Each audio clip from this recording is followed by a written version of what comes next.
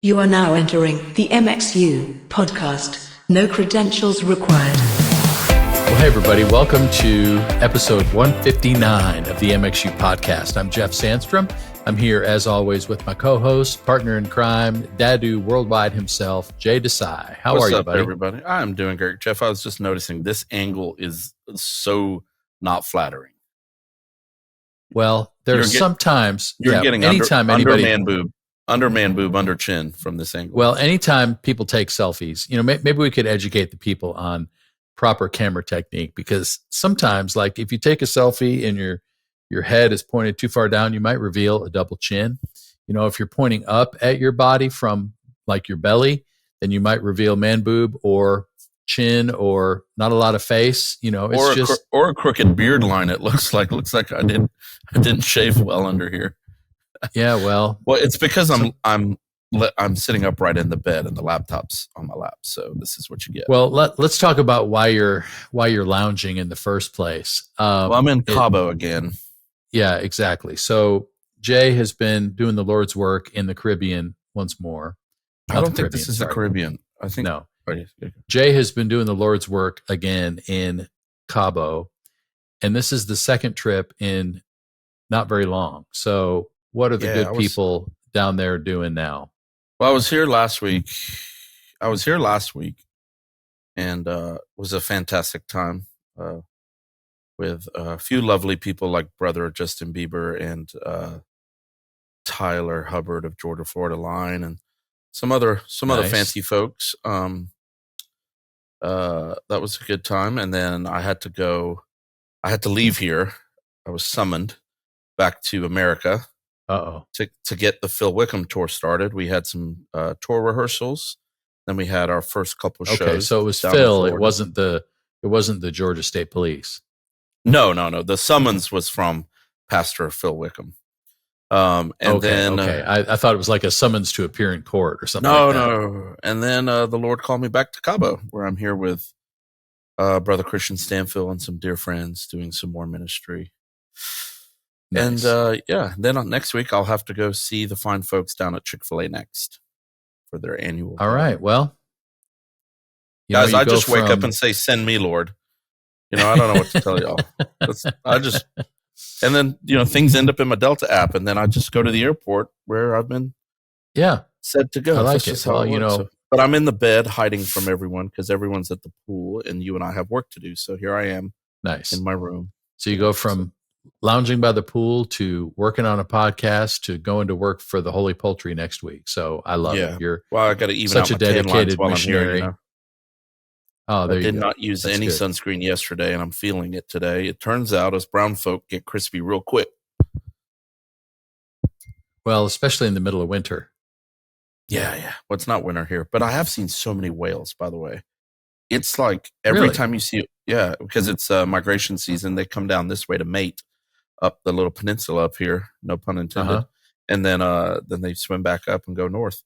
And so, but you see whales all day, and there's a guy whose literal job it is to ring a bell when a whale breaches or tails up or blows the water up or whatever. I don't know what that's called. Fancy names, I'm sure, but he literally rings a bell, and everyone's like a kid, like ooh ah. It's great. What if everybody rang a bell every time you spouted out your blowhole? I don't think you could say that. That should be like on a blooper reel. I hope you take that section and just send that to Spencer. Hey, it might make the episode. I don't know. We'll see. Yeah, well, hey, TBD. It depends what mood you're in when you're editing. I was thinking the other day, I was like, Jeff still edits the podcast, which I love because I know you like doing it and you're really good at it. But it's probably better because you never know what I say it needs to be edited out. If I left it to somebody else, we might have some email complaints to support. We should teach Stella how to edit. We should just get Stella to edit these. I don't know if I want Stella listening to all of your off-color comments. True. Man, well, I am enjoying my time here, but I was also thinking the other day, this got super serious for some reason, how busy church is in January. I don't know if other people are feeling that, but I know back home at the Passion World, it's just right out the gate. It was like a 10-day rest period, and then it was right back to it. Yeah. There's winter retreats Well, people, and camps coming up. Yeah, there's a lot of student stuff going on. It's the same at my church. We've got a lot of student retreats, winter weekend type stuff. And then Easter is early this year. It's like instead of being in April, Easter is the last Sunday in March. So I think people are finally like Did someone let Jesus know that we moved it up? Has to do with the lunar calendar, Jay. It's not anything about the Lord and Savior. It's about just where the full moon lands, and here we are. That's great.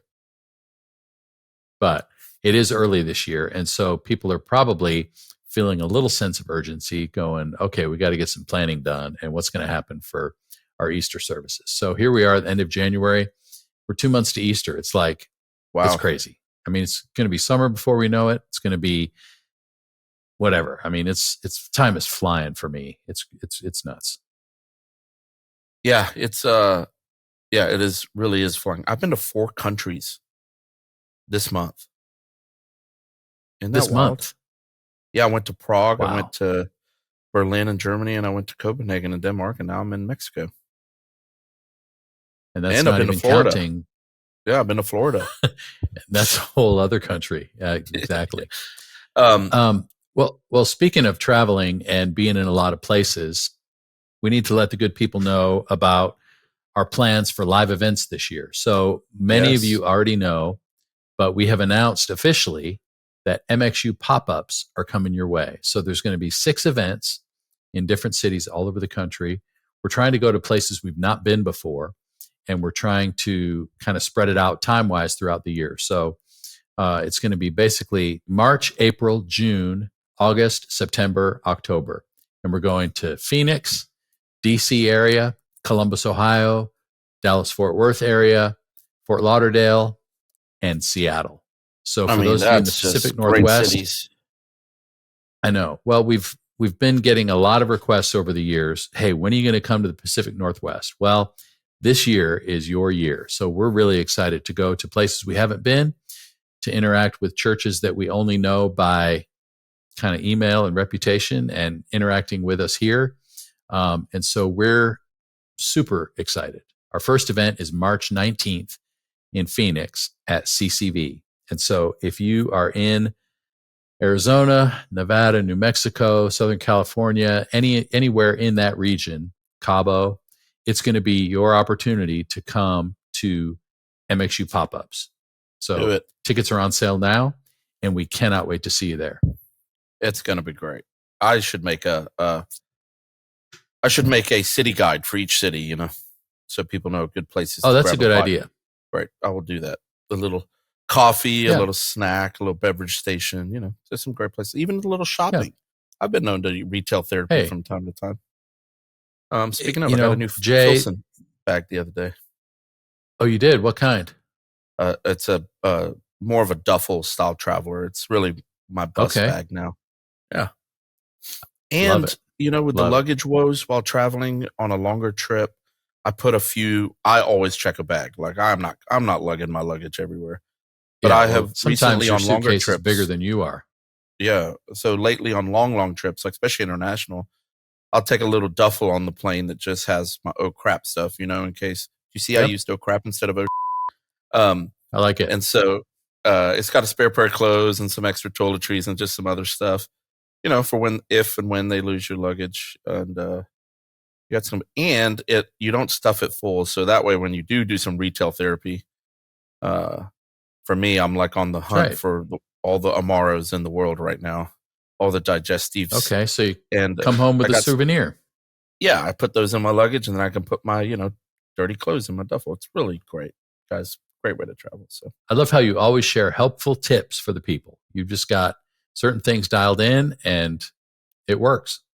Man, speaking of, I gave my brethren down here in Cabo, I've gotten to know the production company that we use a lot down here for a lot of these events. I've done really, really well. And David, my audio guy down here, has a sound bullet and just crushes it. But this time around, I brought him a bag of Crew Brew, and he was just going nuts for it. So, which don't tell Gene. Gene actually gave me the bag. Gene is mixing the Phil Wickham tour. So you guys should all come out and hear Gene's Phil Wickham mix. But he gave me an extra bag for me, and I gave it to David, which Gene wouldn't care. But, man, he's getting better and better at roasting. He should quit mixing and just roast coffee, I think. Well, maybe he can do both. I mean, he is. He's done a good job of doing both for a while. But if he quit mixing, then that would open up more opportunities for you. I can't mix. So I just stand back. You could go to getmxu.com and learn a lot about mixing. Granted, for a guy that can't mix, I mixed Bieber last week, so I guess that's true. And you sent me his EQ on his guitar, which was very interesting. For the people who post on like Church Sound Media Techs and all those Facebook groups, and they're like, guess the EQ. The screenshot that you sent me, I would not have guessed acoustic guitar from that picture. It was something. You never know. Hey, you know what I did? I scooped the mids and I put it through the lexicon, literally. Hey, and it was great. I must also say, sometimes that's all you need to do. I've been mixing on a CL5 down here. I used to fly with the LV1 down here, and customs is just annoying. You can't fly into Cabo with 2 laptops. They pinch you with 2 laptops and make you pay a fee of some kind. So we just quit bringing a lot of gear and using a lot of local gear. But I've been mixing on the CL5, and I've just got to say, Yamaha, for just the basic stock stuff that comes on it, is great. It's great, yeah. I've got the premium effects thing on here, so I've got the 5045 and the Dugans and all that other stuff, and it's just good. Guys, it's just good. I want to play on that DM7 and DM3. Speaking of that, and speaking of Yamaha, that is a perfect segue to our guest today. We had an interview a while back with our good buddy Russ Long from Yamaha. What a guy. Man, a peach of a human, for sure. But he had a lot to do with the development of the DM7. And so I got a chance to sit down with him at MxU HQ and record some videos on the DM7 console. So we have a couple of courses that are on our platform regarding the DM7, its workflow, features, functionality. We even built a mix on it, which was pretty cool. But it's a great desk. But more than a great desk, Russ, like you said, is a great person. So I can't wait for our brethren here and Sistren to hear from Russ Long. So let's get to that. Well, we are really excited today to be joined by Russ Long. Russ is a longtime friend and colleague in the industry, has been around Christian music for a long time, both in the studio and in live production, works for Yamaha, and has just a great history all around. So we can't wait to hear about all that. But Russ, we're just grateful that you're with us today. Thanks for joining us. Well, thanks so much for having me. I, of course, am a big MxU fan and fan of everything you guys do, and it's truly an honor to be on the show. Oh, thanks, man. Oh, he called it a show. Jay, how do you So how do you guys know each other? Would you go back to the Peter Furler days, or what's the history with you guys? Yeah, it would have been Peter Furler. I think I met Russ in the middle 2000s doing something with the Unhindered guys, but definitely with Peter Furler, and then definitely with a little bit of Crowder for sure. But I think, Jeff, the better question is how does Russ Long know Dad Do Worldwide? That may be the better question. How do I know who? Me, that's my nickname. Well, I thought it was from Peter Furler, but I've got a long history with Peter and the Newsboys guys. I did that Not Ashamed record with them back in, I don't even remember the year, 92 or 93 or something like that, or 94, I can't remember.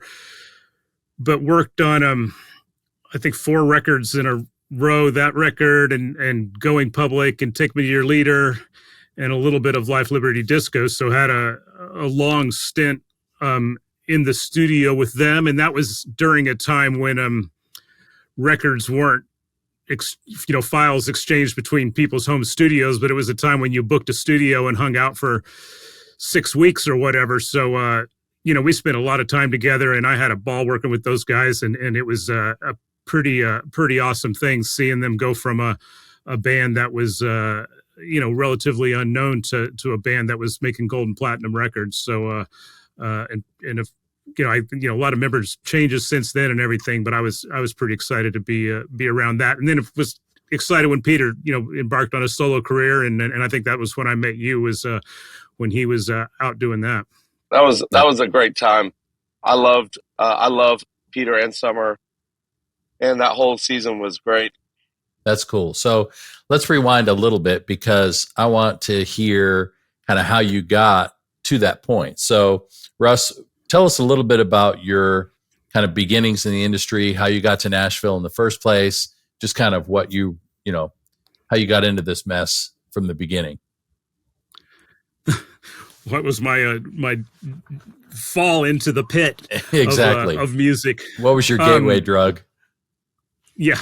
Well, I was a fan of Christian music, and back when I was in high school and early college, I grew up in Colorado and was a drummer and had aspirations of being a drummer, and moved to Nashville halfway through college, transferred to Belmont University in 1986, and quickly realized that being a drummer in a small town that people thought was pretty talented didn't necessarily translate into being a talented drummer in Nashville, a city packed full of one great musician after another. So my musical talent was not what I had thought it was or hoped it would be.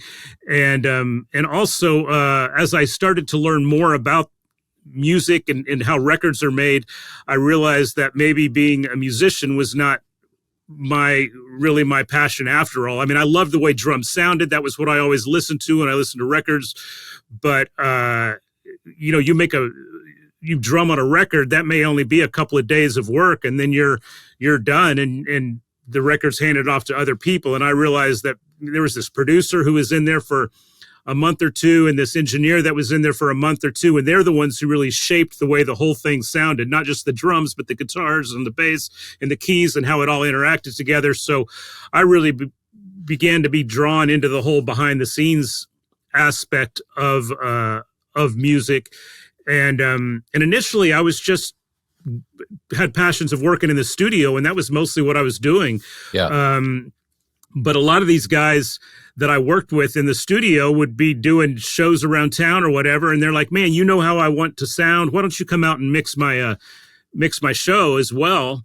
And this was after I was already out of college, but and I had never really even given live sound much thought at that point. But I realized that, man, that's really exciting and fun too, and in a whole different way than the studio is. And in some ways they go hand in hand, but in another way they're the exact opposites. But in both situations, I mean, if you make a great record, then people are going to listen to that over and over and over and carry it around, and it'll become the soundtrack to a certain portion of their life.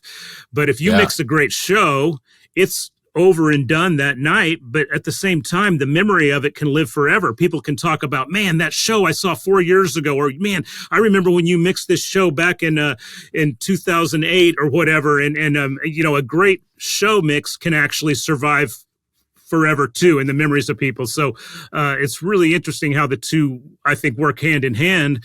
And then also, because it's so easy to get burned out in this business, they were both kind of opposites of each other. You'd work in the studio for a long time and really get, work these super long hours and start to get burned out. And then you could go on the road with somebody and be out of town for 4 or 5 days and do a bunch of shows. And it would actually feel like it was a vacation from the studio time. But, and then I'd go back into town and I'm ready to jump in the studio again, but I'm also tired from all this physical work of being on the road. But now I'm in the studio, not having to do any physical work, and it's an entire mental thing. So they actually both complemented each other real well and allowed me to, work 7 days a week, 52 weeks a year, which would not have been good if I was married at the time, but I didn't get married till I was 31. So that kind of all balanced out. But I spent my 20s working nearly every day of the year and actually loving every minute of it. I couldn't believe that I was doing something that I still loved, year after year. That's awesome. Well, and it's interesting how, because I had a similar journey in terms of doing both studio work and live production. And it's amazing how the two sides of your brain, or the two skill sets, however you want to say it, how they really do complement each other. I mean, I felt like when I started live production, I really had no idea how to make a PA sound good, but I did know how to make instruments sound good and well balanced and all those things from the studio. So it was like, okay, maybe if I treat this PA like just a big set of near field monitors, I can get close to what people would find appealing about this mix in terms of impact and balance and musicality and all that. So, there is a technical side that's very different, but the musical sensibility and the desire to bring people an emotional effect and all those things are so similar that I think people who can do both well really do have a good opportunity to work in both and to be successful. So that's really cool to hear. Yeah, and I think it's also interesting because, like you're saying, they complement each other really well. But when we got started, people discouraged you from pursuing two things. People always told me, man, you got to decide. You got to do the studio or you got to do the live thing. Right. And, but I was always kind of given a choice and which I didn't want to make a choice. I liked them both, but I almost kept it a secret. I mean, this was before social media and everything, and I didn't even tell people I was going on the road. And, if I was on the road and people called about sessions, I would just say, hey, I'm booked this day and this day. I can do it then, but I didn't even, because so many people at that point, if you were on the road, they just take you off the list. They weren't going to ask anymore. Oh, he's a road guy now. Right. But, and I learned that from Jerry McPherson, who was a good friend who was a guitar player, and he played live with a lot of people, but he also was one of the busiest session guys in town. And and before cell phones, every time the bus stopped, he was out there with a roll of dimes, returning phone calls, acting like he was on a session, saying, I'm booked this day, I'm booked today, but I can do this the day after tomorrow, knowing we were going to get back at midnight and he would be able to make a 10 a.m. session. Wow. Well, and he's one of the greatest guitar players in Nashville, and he played on everything and played with everybody. So, being in demand like that, it's like, yeah, we're going to capitalize on every opportunity. That's cool. Right. My ADD won't let me do studio. I get so bored. I need a little sunlight every now and then. Yeah. I mean, there's a lot of people that feel that way. I also can't blame it on the PA. I can't be like, yeah, sorry, PA sucks, acoustics suck. Can't really do that in the studio. That's true.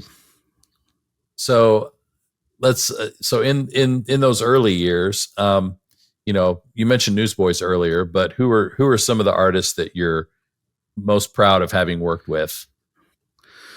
Well, I had a long track of working with Steve Taylor, who is a solo artist and was a producer, and I did all the stuff he produced for probably, I don't know, 12 years or 15 years or something. I mean, we had two different studios that we were partners in, and I did all that Newsboys stuff. He produced or co-produced it with Peter, and I engineered that stuff, and he did a couple of records for Guardian. He did the Sixpence None the Richer record, which, that's one of the highlights of my career, I think. I mean, the song Kiss Me was a #1 song in 11 different countries. And it was so, and this was long before internet streaming or anything, but it was so common in those days. When I was going to work in the morning, I would actually turn on the radio and step through stations and see how many different stations I could hear playing Kiss Me on before I got to the studio where I was working at that day. And sometimes it would be 4 or 5 different stations I'd hear playing it. That's and, incredible. Tiffany and I went on vacation and we heard it in the airport in New York City. We heard it in London. We heard it in Germany. We heard it in Austria, all in one vacation, just to different places. And it was like, good grief. I can't believe that this is something I recorded in my garage, And And that was early, before there were that many home studios and stuff. And we didn't do the basic tracking in my garage, but we did all the vocals there and a lot of the guitars. And Wow. and it was pretty awesome. But my high school band, my high school band played "Kiss Me" at our senior prom, and I don't know how to play accordion, and so I just had this. Excuse me, here, Jeff. You can beep this out, but Casio, and it had the best fake accordion sound. I think the worse the keyboard, the better the accordion sound, is what I've decided. Well, but I could say the interesting thing is that's not an accordion. That's a melodica, and it just sounds very much like an accordion. And they had a Jerry Del McFadden, who was playing with them live at the time, who's in the band the Mavericks now, but he played an accordion live. So I think everybody always thought that was what it was on the record, but it was a melodica. I'm going to text you both a photo of me with that accordion here in a second, or that fake accordion. That's amazing. I think Jay playing a Casio for a high school prom it's probably emblematic of most of Jay's 20s. I'm not sure, or high school, or even now. You might find Jay at your local high school prom this spring. We'll see. That's amazing. Well, I know of you mostly through your work with Amy Grant, Michael W. Smith, and particularly with the the live production of Amy and Michael's Christmas tours over the years. And, that you talk about an experience that creates a memory for people. I mean, that is, in Christian music, to me, that's one of the most iconic traditions of the last 20 years. So talk for a minute about working with them and just what that's like. Well, they're interesting artists. I mean, they're both kind of mainstays at CCM, and were some of the foundations of what the whole industry was built on. But and as big as each of them are individually, they're far bigger when they are together, and that's because they have a history of being together, and they've both done multiple Christmas records, and I think they're both bigger at Christmas time than they are throughout the rest of the year. So for my wife, let me just interject. For my wife, Christmas doesn't start until we play Amy's first, Tender Tennessee Christmas, that whole record, top to bottom. That's like day after Thanksgiving. That's the start of our Christmas season in my house.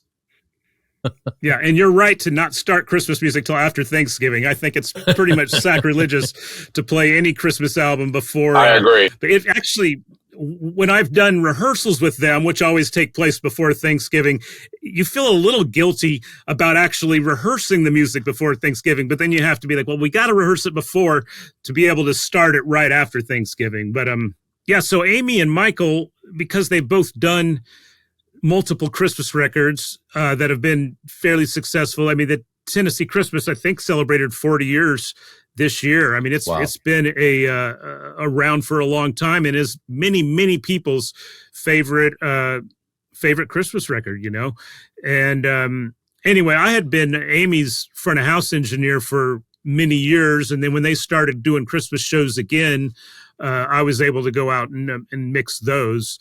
And it was great. And a lot of them, we had full symphony orchestras. I can't remember if you've seen one of them with the full orchestra, but we typically had between 68 and 72 orchestra members. And between that and the full band, well over 100 inputs. So it was an exciting show, and a different orchestra every day, which is in some ways problematic, but also exciting and keeps you on your toes. But we traveled with a conductor, David Hamilton, who's an amazing arranger and conductor. Yeah, he's phenomenal, and really can suss out an orchestra quick and see what the weak areas are and make sure we work on it to make it great, And we never had a bad sounding show, and David would work wonders, because a lot of times we'd all be on the edge of our seats at the beginning thinking, oh, gee, are we going to be able to pull this off? And he'd make it happen. Well, for people who don't understand that, I mean, that aspect alone is such a massive thing to undertake. I mean, all the orchestra members were local.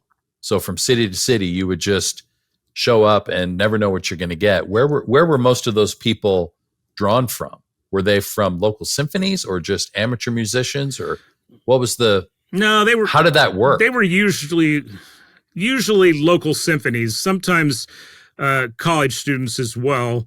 So it was, or sometimes a combination, but local symphonies more than anything. But Yeah. The problem is the Christmas time is a busy time for orchestra players, and I think they would typically think that it's not going to be that hard because most string arrangements for Christmas are not that hard.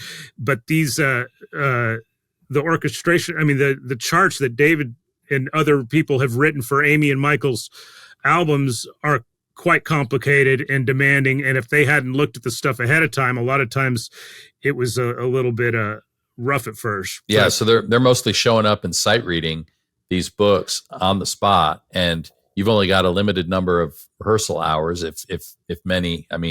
Hardly any rehearsal, and they're just jumping in with both feet. The other thing for me that was amazing about David is that the whole show happens with no click. Is that right? Yeah, that's right. And so he's literally the click track, the conductor, the music director, all in one. And, the times that I've seen it always just came off beautifully.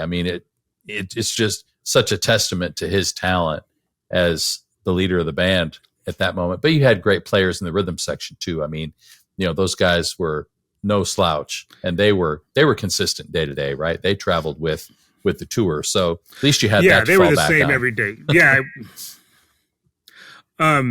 And like Greg Morrow, who is the drummer for most of that, he would reference a click some just to get the tempo before but then count it in. But no, yeah, there was no click track during the songs and stuff. So it was pretty amazing. And in the early days of doing it, before, consoles were a little smaller, I think we did a lot of them. I had a 5D at front of house, a PM5D, which, only has 48, inputs and or 48 mono inputs, and we would have the symphonies often had their own engineer, and they would end up mixing the symphony and giving me symphony stems. So I would have 6 stereo inputs from that console. But the problem was, and a lot of the thought behind that was, this is somebody who's worked with this symphony all the time, because symphonies are a lot of times very reluctant about working with sound engineers. Yeah. Because there is the best way to mic a violin or a viola is from fairly distant, and they got some guy that they don't know coming in wanting to put a mic on, connect it to their instrument or put it real close to the instrument. There's a lot of resistance, but they don't sometimes understand that if there's a drum set on stage, if it's not a close mic, every mic on stage is a drum set mic. If you can't mic the thing from 4 feet above and expect it to pick up more violin than drums. Yeah, and a lot of these folks haven't even played in a room with a PA before, much less a drummer on exactly stage. Right. So yeah, it's a totally different experience for them. Yeah, classically trained, and of course those instruments in a normal classical setting sound best if they're not mic'd at all. But right. But anyway, so we would work with their local sound guy because he already had a relationship with them, and often they thought he was the one sound guy in the world who wasn't in cahoots with the devil. And but the problem was, once in a while, they would usually be good. Once in a while they'd be okay, and once in a while they would be terrible, and you're really at the mercy of who that local guy was. So once bigger consoles came out, I started mixing the entire thing on the desk, the whole orchestra and the band and everything myself.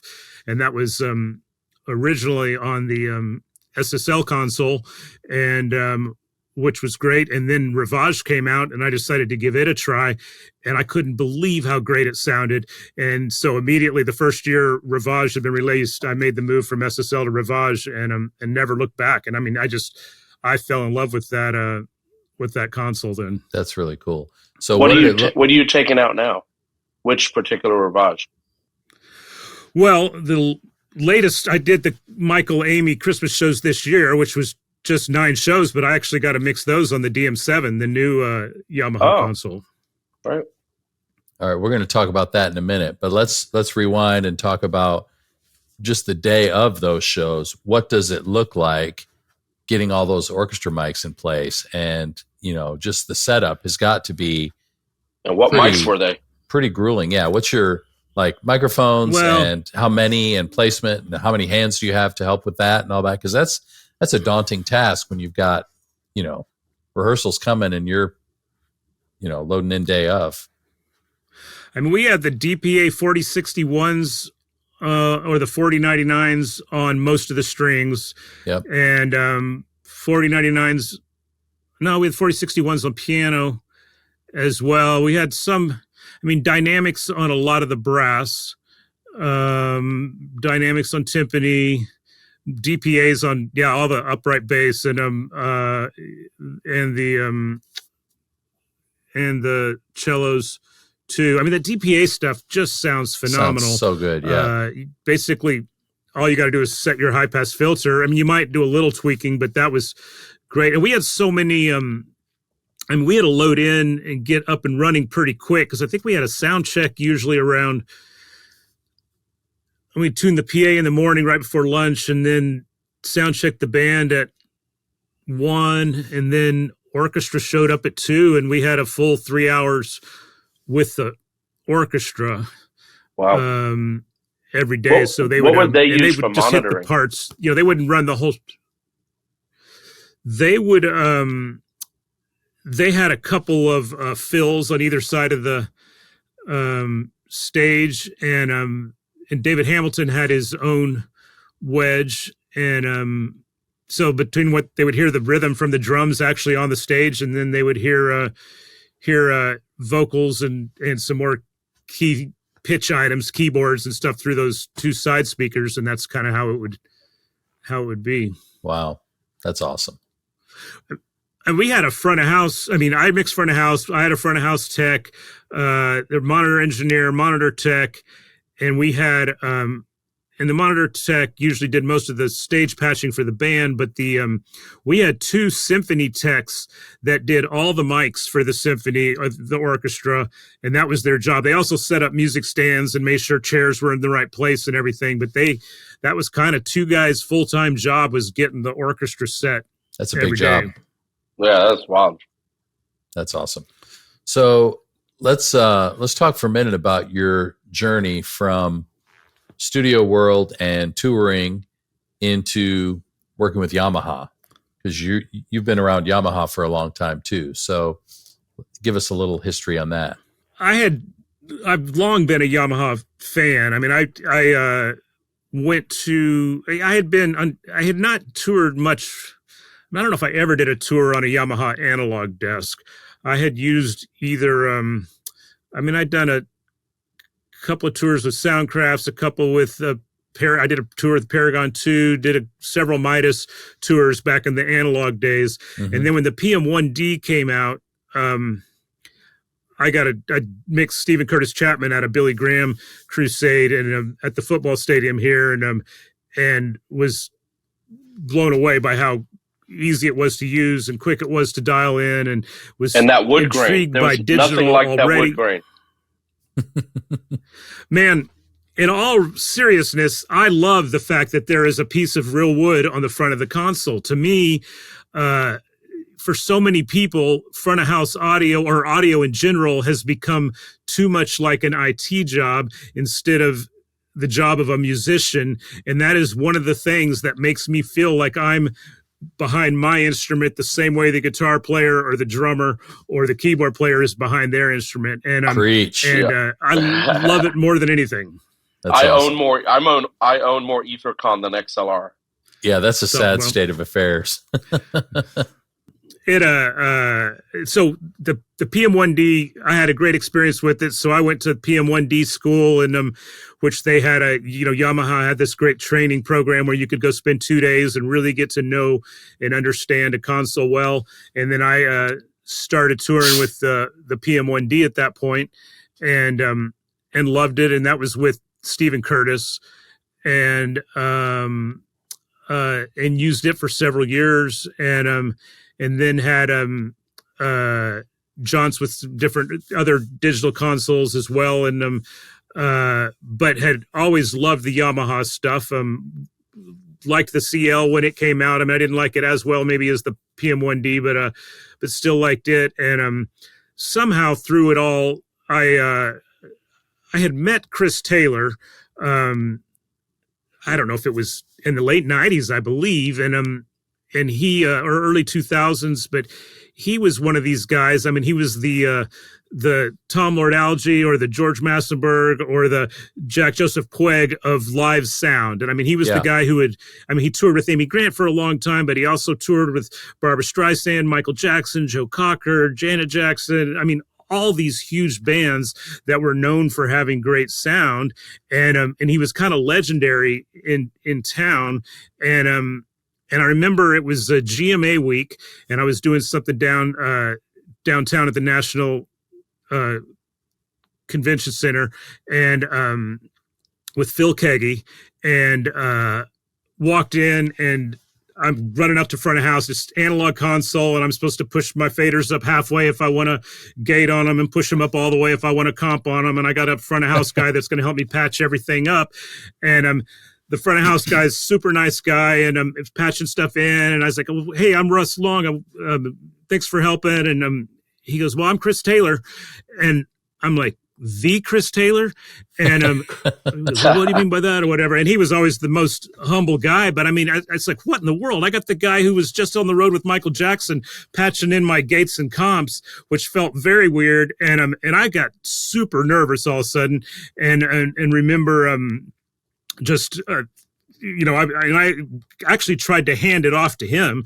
It's like, man, I think it'd be better if I just let you mix this. Cause I mean, he had been the kind of the guy, if an artist came in without an engineer, he was mixing them anyway. So he'd been mixing a lot of the acts. And they never sounded better.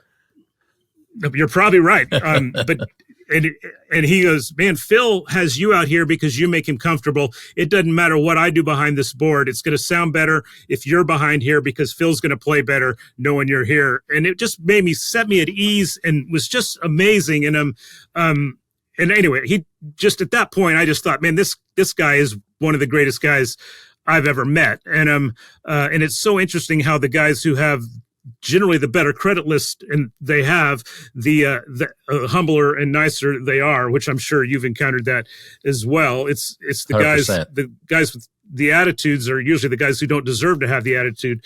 And the guys that do are always super kind. But and I mean, I found that over and over with, Andy Meyer or Paul David Hager or whatever, these guys who are great engineers, but are as humble as can be as well. But anyway, we became friends after that and interacted a little bit. And then it was not too long after that he went to work for Yamaha as an R&D engineer. And he started bringing me in as an evaluator. And I think it's pretty common when a new product's being developed, to bring in anywhere from 10 to 30 or 40 people to get opinions on different things, whether it's sonic things or layout things. And sometimes that was just a matter of looking at a piece of foam board with knobs and faders and buttons and screens on it and saying, is this good or what do you like or not like? And it's, no, I touch this all the time. It shouldn't be way over here. It should be right in front of me or whatever. And it was, once every year or two, I would spend time with Chris and we'd get to go over some stuff. And I absolutely loved it. And I just told him, man, if you ever need, if Yamaha ever needs somebody else to do this, I would love to be involved in it. And when he decided to retire a few years, I guess it's 6-7 years ago now, he called me and said, man, I'm not the one hiring, but I'm retiring. And if you're interested, I'll point you in the direction. I can't guarantee anything. But so I applied for the R&D position and got hired. And that was, like I said, a little over 5 years ago, and then did that for right at 5 years. And then they've did some company reconfigurations stuff a few months ago. And not only was I doing R&D work, but I was also doing a lot of training for high-end engineers who are wanting to switch from another platform to Yamaha, or and doing some training at schools and some different trade shows and stuff. So they kind of structured the way some stuff worked, and I'm still doing a lot of that same stuff, but I'm not part of the R&D team anymore. I'm part of the marketing team now, and that's as of this past September. But I'm loving it, and I never wanted to work for a manufacturer, but Yamaha was a company that I believed in 100%. I was a user of their products, and it felt very natural to become part of the company. That's so cool. So when you say high-end engineers, is that like 8 kilohertz and up, or like what's considered a high-end engineer? Oh, no. I'm talking high-end for a younger person. So we're talking 12 to 14K and up. Oh, man. I stopped. I realize for you, high-end is probably 6 to 8K. Listen, I stopped hearing 14K a long time ago. No. That's funny. So my hearing's 2020. 20 hertz to 20 hertz? Oh, maybe they probed the wrong thing when I went to the doctor.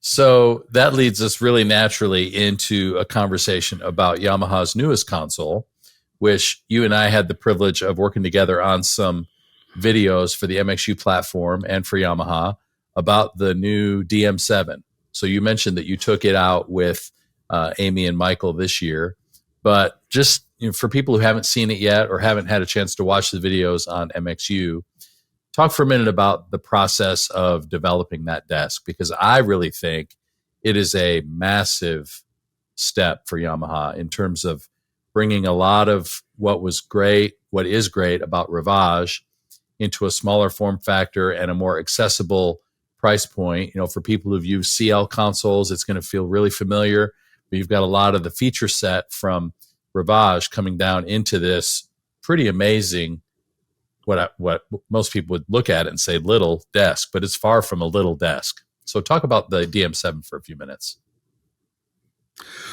Well, it is the next generation of Yamaha console, and what we saw, Yamaha is interesting because before Rivage, their philosophy had always been build a desk, whether it was in the analog world or the digital world, build a desk where what goes in goes out.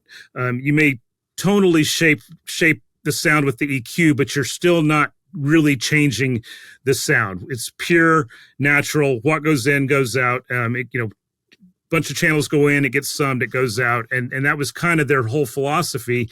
And with Rivage, a partnership with Rupert Neve was started, and that incorporated both a bunch of plugins as well as Rupert Neve integration into the mic pre's, to where it's an entirely different thing. It's not what goes in, what goes out. It is allowing the engineer to completely tonally and harmonically adjust the sound. And the RPIOs have both transformer emulation and Silk added to them, which are Rupert Neve, something that Rupert Neve has in his hardware devices. Mm-hmm.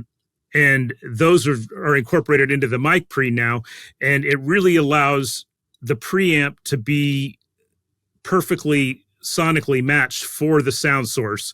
And you and I both know from having a studio background, it was very common.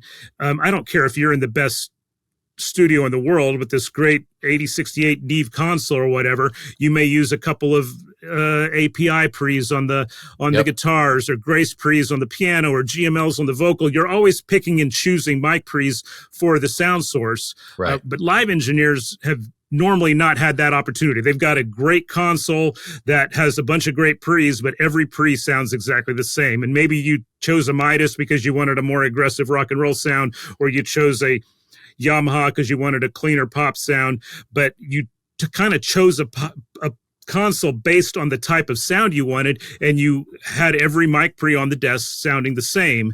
And maybe you brought along one or two extra pre's for key inputs, your lead vocal and your artist guitar or whatever, but in general, you were using all the same preamps on every single input. Yep. And Rivage, with the way they've integrated the RPIO mic pre's, every preamp can sound entirely different. You can dial in blue or red silk, which changes the harmonic content, changes the transients of the sound source, and really allows the sound to be tailored. So that was a pretty big step for Yamaha, and a lot of these analog diehards who said, "I'll never mix on a digital console," all of a sudden were happy to move to a digital desk because they felt like it sounded like an analog desk. And I know back in the days when I mixed on an analog, I never put compressors on my drums. I always ran and they sounded great because I've got all this analog circuitry that rounded off the transients and warmed up the sound and made it more punchy or whatever. And what came out was better than what went in. Right. But in digital world, I always put compressors on everything because it sounded exactly like what went in, and it didn't have the punch or the impact that I needed it to have.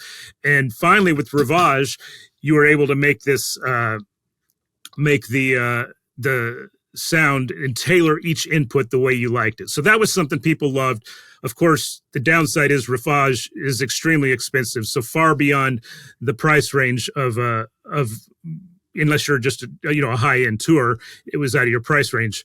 But we saw, I mean, it was interesting because I was already at Yamaha at that point. I mean, I think Rivage had been out 2.5 or 3 years when I joined Yamaha, but CL sales were growing when I joined the company, and they kept growing each year, which was just bizarre to me because it was a console that was already 6 or 7 years old when I joined Yamaha. Mm-hmm. But yet people became interested in Yamaha because of Rivage. They couldn't afford Rivage, so they started moving to CL. That makes sense. And then Yamaha released the PM5 and the PM3, which were both lower priced Rivage. Sounds exactly the same. And with Rivage, the I/O capacity is all based on the DSP. So even with the little one screen PM3, you can still have 288 inputs, but at a way more affordable price point, which a lot of people got interested in, but still beyond the financial reach for a lot of small theaters or big clubs or small churches. Yep. So the DM7 is the console that fills that gap. And it, while it does not use the RPIO mic pre's, it does have a lot of tone shaping capabilities on every channel on the console. And the smaller version has 72 inputs. The larger version has 120 inputs. And it's roughly the same. Well, it's slightly under the price of a CL, but yet as far as its power as a desk, it would fall somewhere halfway between a CL and a Rivage. So it feels more like a baby Rivage than it does like a CL Plus. And I think it's going to be a huge thing for Yamaha. I mean, people are excited as can be about it. And I mean, one thing that was exciting for me, getting to do those Christmas shows with Amy and Michael on the DM7, the monitor engineer was using a Rivage PM10. So I actually we put a Dante card in the RPIOs, and I took a Dante split off the mic pre's. And since that Silk and the transformer emulation is built into the pre, I still had the advantage of having that Rivage sound quality on the head amps, but then the space saving flexibility and the form factor of the DM7 at front of house. That's very cool. Well, that was awesome. It's a very exciting development. And when we got to work together earlier this year on those kind of training videos, it really opened a lot of possibilities in my mind for churches, because the form factor is obviously a lot smaller. The price point is a lot more affordable. But in terms of workflow and ergonomics and sound quality and onboard plugins and the ability to use VST plugins, it's like there's so many features that are packed into this thing that I think any church looking for an upgrade or an alternative, or if you're in the market for a change, it's definitely worth considering. It's jam packed full of power and features that are really impressive. Well, and by default now it's coupled with the Rio mic pre's, which have been the standard I/O box for the both the QL and the CL consoles. And the problem is, though, the QL and CL are only operate at 48K. So those Rios, even though they had 96K potential from the beginning, you were only getting to use them at 48K with the CL and QL, and their sound quality is significantly better when you open them up to 96K. And of extreme importance to monitor engineers, the latency is cut in half at 96K. So you've got a way better performing I/O box than you ever imagined. So for churches that already have a CL or QL architecture, all they have to do is replace the surface, and they've got a huge upgrade. So it's pretty amazing. That's a great point. So moving into 2024, Russ, like what else excites you about what's next? I mean, I know DM7 is just out, but on the Yamaha there like an front, M7 revamp? Are we going to revamp the M7 CL? I mean, they have not discontinued the CL at this point, but I can't imagine anybody choosing a CL over a DM7, you know, in my mind. I mean, the only reason I could see making that happen is if you're a cruise ship and you've got 3 CLs already and you need a 4th console, you want everybody to know the same console. So maybe it makes sense to buy another CL then. Or if you're a church with multiple campuses and you need compatibility with all your volunteers, then maybe buy another one. But otherwise, the DM7 wins it by leaps and bounds. I should say, Jeff, I know it was awesome earlier this year when we got to spend time doing the videos, like you mentioned. Of course, that was all before I had ever mixed a show on the desk. And you can Right. spend a whole lot of time on a desk and still be unsure of how it's going to translate into the real world. And I actually was a little bit nervous about going out and doing these shows. It's like, man, I really hope I like this. I think I will, but you think you're moving fast, but until somebody's leaning over your shoulder or they need this right now, or you got an audience there already, or, you know, you don't ever know how it's going to translate in the real world. And I couldn't have been more pleased. It was so easy to adapt to, and the workflow is great. And I'm sure you remember from our time on it, it's kind of a new direction for Yamaha in that the selected channel has always been such a big part of Yamaha console design. And that's in the past has always been a physical selected channel, and there's still a selected channel, but it is a virtual selected channel now. And how quickly you move from physical to virtual, you don't know how that's going to actually translate in the real world. And I'm happy to say it translates great. And I was couldn't be more pleased. And it was just a wonderful experience. And I saw people night after night at every venue, you know, excited about it. They had heard about it. They had never seen it. And people were, you know, couldn't believe how good it sounded and everything as well. So it never had a single technical problem the entire time either, which, you know, I wasn't 100% sure that would happen. You don't think you're going to have any technical problems, but you've never used it in the real world, and you're just crossing your fingers, you know. That needs to be the yardstick on a tour of, you know, whether a console is viable. Is this reliable? Is it going to crash on me? Is it going to glitch? You know, and thank goodness, you know, it performed well. That's great. So, is there anything else from the Yamaha world that because our audience is mostly house of worship folks, a lot of church tech directors, a lot of church audio folks.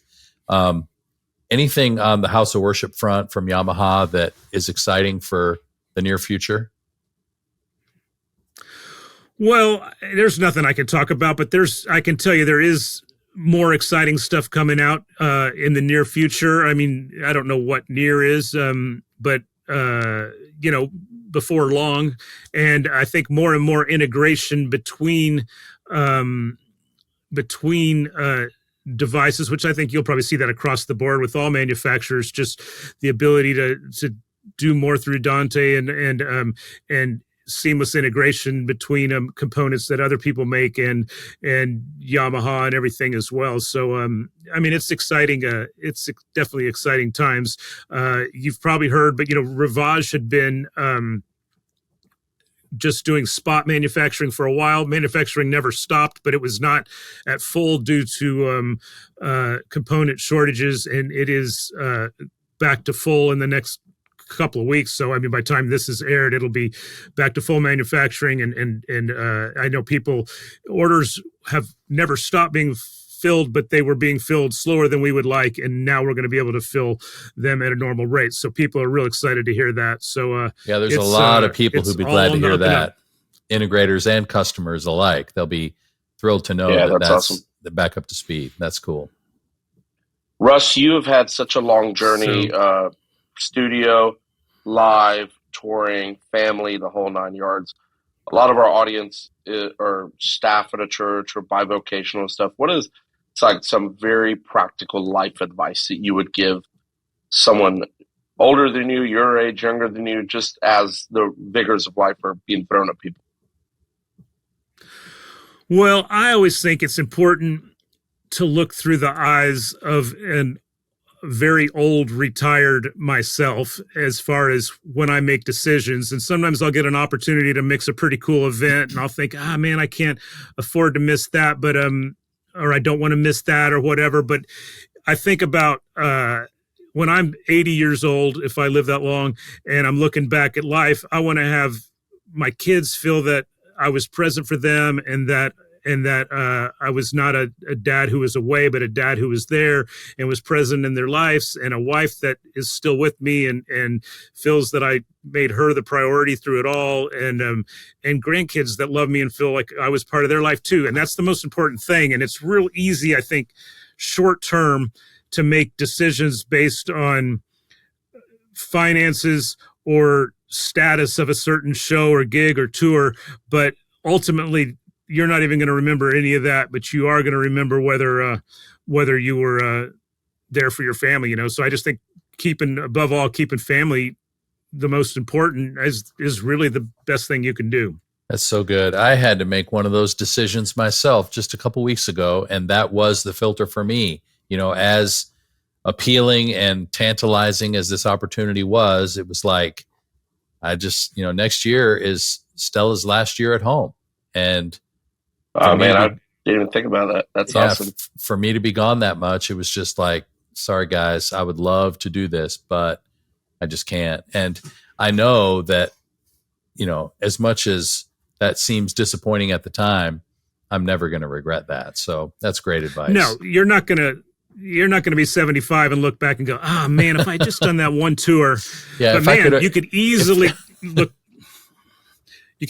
back and regret not spending more time or being around. I mean, that was part of Chris Taylor's whole reason in leaving the touring world, was because his son was going into high school, and he knew he only had 3 more years before he's basically gone. And he made the decision to take a job so he would be there. And he told me how great it was he drove the tractor trailer onto the football field every night for the band to use for their performance or whatever. And he goes, I did that every home game for my son's entire high school career. And he goes, there's nothing, I don't care how big the tour was. I mean, this is a guy who had, like I said, Michael Jackson and Joe Cocker and Barbra Streisand, but it was not worth any of that to miss his son's years in high school. Yeah, no offense to the good people of Iowa, but I'm never going to say, man, if I had only gone to Des Moines one more time. Right. That is so true. No, you're exactly right. That's so true. Russ, I think. Go ahead, Jeff. No, go ahead, Jay. It's good. We were going to say the same thing. Go ahead. No, you do it. Russ, I think. No, you can't talk about it. Russ, I think it goes without saying, that you're well respected in the industry, and not just for your craft, but for who you are. I don't think I've ever walked up to you at a show and you've been unkind. So thank you for that, for being one of the good guys. And thank you for joining us on the MxU podcast. Hopefully we'll get to do it again soon. And if you haven't checked out Jeff, are those videos out yet, guys? I don't know if they've been. By the time this is out, I think they're going to be available. Yes. That's awesome. Where are you online anywhere, Russ? Are you on the socials? A little bit here and there, but not very often. I mean, I try to stay involved in it. I'm terrible at socials. I hate to say it. It's so good. I actually actually I'm one of the only people I know that tried to be on it more because I end up missing things. It's such a weird thing because most people feel like they're on it way too much and that it's a time kill and everything else. But so many people, that's how they share things. And if somebody, has cancer or somebody passes away or whatever, a lot of times that's your only way to find out. And if you're not on it, you miss it. And it's like, man, I got to spend more time on socials. But, anyway, if anybody does want to reach out or has a question about Yamaha specifically, or wants to get more lowdown from you on specific stuff, what's the best way for people to contact you? My email address is best. I don't mind giving that out. rlong@yamaha.com. Great. Well, if you have questions about the DM7 or other things about Yamaha, reach out to Russ. He's on their marketing team and knows everything about everything Yamaha and a lot of other stuff too. So, Russ, I'm going to make my dad listen to this podcast because literally I just got a text from one of my best friend's wives that said, I've never met your father, but he's my biggest Facebook supporter. That's real love. And with that, I think we'll leave it there. Thank you so much, Russ. Well, thank you. Have a good rest of the day and Happy New Year to both of you guys. Yeah, Happy New Year. Take care. I feel like every time I'm around Russ or hear Russ talk, it's like absorbing so much wisdom. Yeah. He's just a smart guy. He's pretty dry. Well, he's been around for so long. Yeah, he really has. He can't be as old as you, but he's got to be up there. I think he's older than me, but he doesn't mixed look for it. so many people over the years. No, he doesn't. He's great. Thank you. He really has. And he's well respected. I remember when we were doing the, what did we call those things where people came and brought their mixes? We did it at MxU All Access. All Access. When we were doing the All Access, and him and Chris Taylor came. Yep. And just both of their demeanor and approach and kindness, I would take every day as encouragement, Yep. People in life, which I'll come back to the word kindness in a minute because I want to share something. But again, like I said, I've never been a massive CL fan just because I haven't been around it that much. And I always got it on one-offs. I mixed the NRA convention on it. No, I didn't. I mixed the NRA convention on a PM 5 last year. PM 7, maybe. I don't know. It was a PM, and I had to use the Neve stuff, but because I was at the NRA convention, I could only use it in red and not in blue. And so, but every time I walk up to a Yamaha desk, I just find it friendly, and I get stuck often. And I always, I've texted Lee before, Richard Clark, who, Yamaha guys, it's guys that love him. But I just think it's super friendly, volunteer friendly. And I am enjoying it. I guess that's what I'm trying to say. Don't tell my LV1, but I'm enjoying the Yamaha platform. I'm enjoying the. Yeah. Well, sometimes you have to diversify your preferences because things, that's why there are so many consoles, which is great. And I think once people get their hands on the DM7, they're really going to like it. I mean, I really honestly I think what they've brought from the familiarity of the workflow of the CL series, combined with some of what's kind of trickled down from the Rivage series. I mean, it's an impressive console. So if you haven't had a chance to check it out yet, please do. Yeah, you're going to love it. Also, just a good reminder for us all: don't get stuck with your default tools. Our friend Christian Hahn is on this event with me of Forge Design. Oh man, what a good friend. And we were bantering, I was giving him a hard time because he's got a Grand MA down here. And for this corporate gig, he's got 1 million faders that he doesn't need, which granted, I guess I do on my full size CL. But I know lighting is a little different than audio, but not that different. When someone's like, I don't know how to use that. I think it's more fear or lack of control and understanding. You got to be able to walk up to whatever desk, lighting, audio, video. I know it's not that black and white. I feel like you got to be confident in your gift. You got to know that you're a talented audio guy or a talented lighter guy, a talented video guy. And you got to be able to walk up to it, and you got to be able to make it work. Yeah. And things go awry. I felt out of control on some of these corporate things, which leads me back to the word. I honestly do feel like the word that God keeps giving me, that I keep hearing from other people, not about me, because it's not true, but like in talks, in podcasts I've listened to, in books I'm reading, is the word kindness, which I mentioned earlier. And so there's anything you can take away from this here at the very end is be kind to yourself, be kind to your volunteers, be kind to your staff, be kind to your boss, be kind to your family. Let's just all be kind, because it feels like it's getting crazy out there. And we're about to have just a knockout, drag out election cycle. So let's just all be kind. We can disagree. We can all not disagree. Or, if you need to hash it out, get in the boxing ring with somebody and then leave it in the ring when you get out of the ring. So cast your votes. Who would win in a celebrity death match, me or Jeff?